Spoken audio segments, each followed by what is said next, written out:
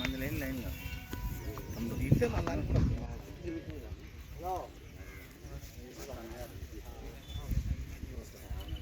వీళ్ళిద్దరు కూడా రోడ్డునే కోరుకుంటున్నాయా.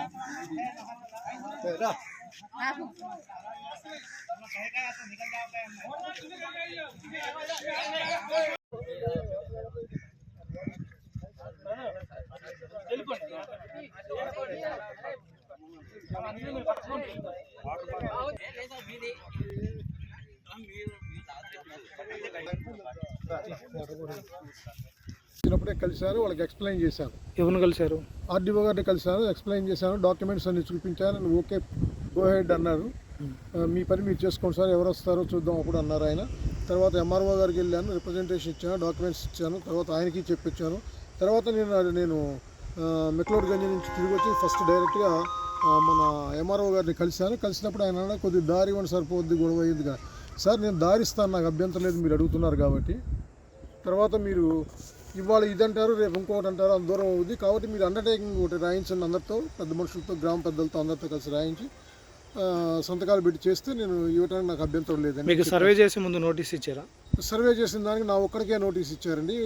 451కి చుట్టుపక్కల ఉన్న వాళ్ళకి ఎవరికి కూడా నోటీసులు ఇవ్వలేదండి. సర్వేలో ఎవరెవరు పాల్గొన్నారండి? సర్వేలో ఆ రోజు సర్వేయర్ నాగార్జున గారు, తర్వాత ఇంకొక నాయక్ గారు ఒక ఆయన వచ్చారు, తర్వాత ఆర్ఐ గారు వచ్చారు, తర్వాత ఎంఆర్ఓ ఆఫీస్ నుంచి అని చెప్పి ఒక ఆయన ముస్లిమ్స్ కురవాడు బ్లూ షర్ట్ వేసుకుని ఒక అతను వచ్చాడు, తర్వాత ఏమన్నా ఎంఆర్ఓ గారు మధ్యలో వచ్చారండి.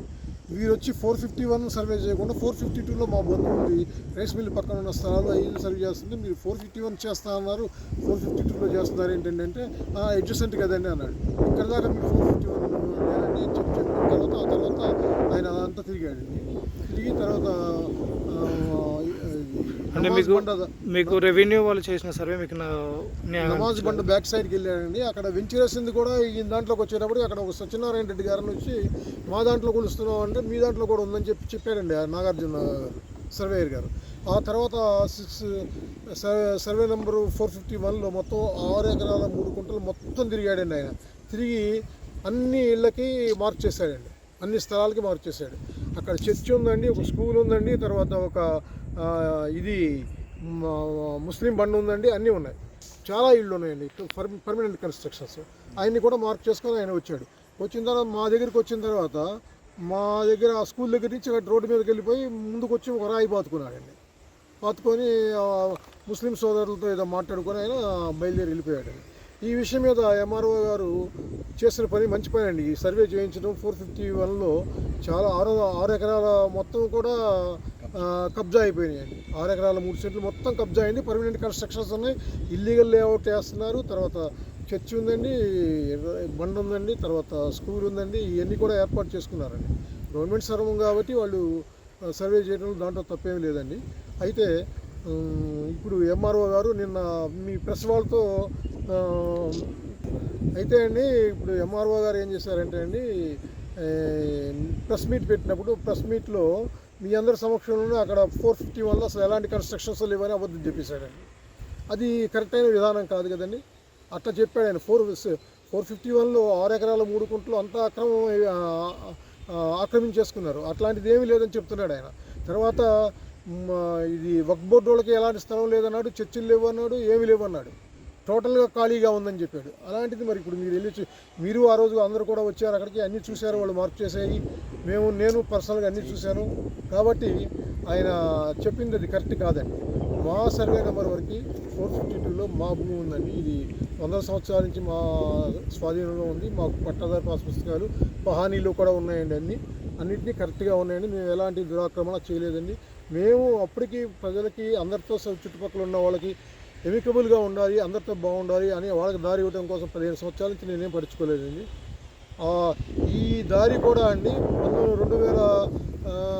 2015 నుంచి మీకు ఏ న్యాయం కావాలనుకుంటున్నారు? 2015 నుంచి కాలిబాట నడుస్తున్నారు కాబట్టి అంతకుముందు ఏమి లేదండి. గ్రామాల్లో ఉన్న కొద్దిగా ఆర్థిక బలహీన వర్గాల వాళ్ళు కానీ లేకపోతే ఎవరికైనా ఉన్నటువంటి పొలాలు ఆస్తుల మీద ఇట్లా దౌర్జన్యం చేయటం అనేది మీద అదర్ కులాల వాళ్ళు కరెక్ట్ అయిన విధానం కాదండి.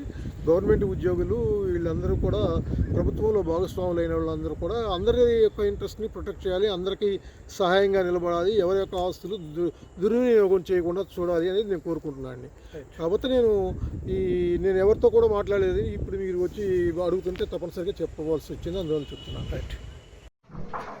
ఈరోజు కోదాడ మండలానికి సంబంధించి గుదిబండ గ్రామానికి సంబంధించి సర్వే నెంబర్ 451కి సంబంధించిన గవర్నమెంట్ ల్యాండ్ యొక్క 6 ఎకరాల 4 గుంటల యొక్క హద్దులు పెట్టడానికి సర్వేర్ గారు ఆర్ఏ గారు మండల తహసీల్దార్ యుక్తంగా పోవడం జరిగింది. సర్వేర్ గారు హద్దులు పెట్టడం జరిగింది.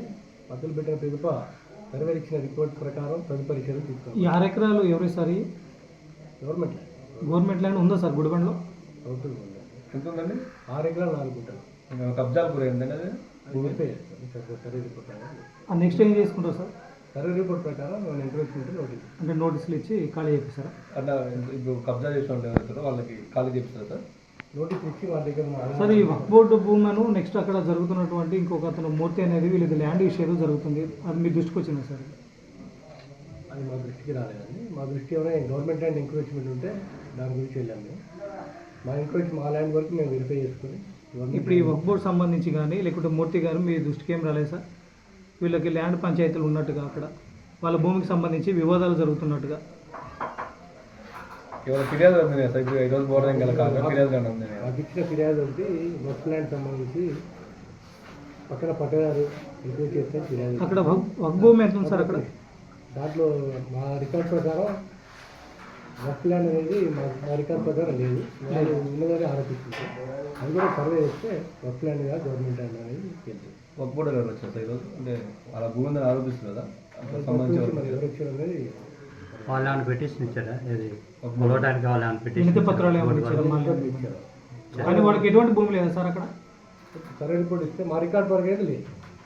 మా రికార్డ్ పరంగా అయితే 6 ఎకరాలు గవర్నమెంట్ ల్యాండ్, సర్కారీ ల్యాండ్. ఈయన మరి మూర్తి గారిది ఎంత ఉంది సార్ ల్యాండ్? ఆయన పట్టా ల్యాండ్ ఏరియా ఉంది, 452లో పట్టా ల్యాండ్. ఆయన ల్యాండ్ కబ్జా చేశారని చెప్పేసి ఆయన ఆరోపణలు చేస్తున్నారు. ఆయన ఆరోపణ చేస్తే ఆయన సర్వే చేస్తే ఆయన ల్యాండ్ కూడా సర్వే చేస్తే. మీ రికార్డు ప్రకారం ఏమైనా పట్టాలు ఇచ్చారు సార్? ఇప్పుడు 6 ఎకరాల్లో కబ్జా అయింది కదా, వాళ్ళకి ఏమన్నా ఇప్పుడు ఉంటున్న వాళ్ళకి ఇప్పటి వరకు మా రికార్డ్ పరంగా పూర్తి గవర్నమెంట్ ల్యాండ్ ఇవ్వాలి. అందులో చర్చి కట్టారు, తర్వాత మళ్ళీ దర్గా కట్టారు, అవన్నీ కట్టారు కదా. రికార్డ్కి ఏం లేదు, రికార్డ్ ప్రకారం 650 పూర్తి గవర్నమెంట్ ల్యాండ్. ఇప్పుడు కబ్జా చేసిన వాళ్ళు మనం శాఖపరంగా చర్యలు తీసుకుంటారు.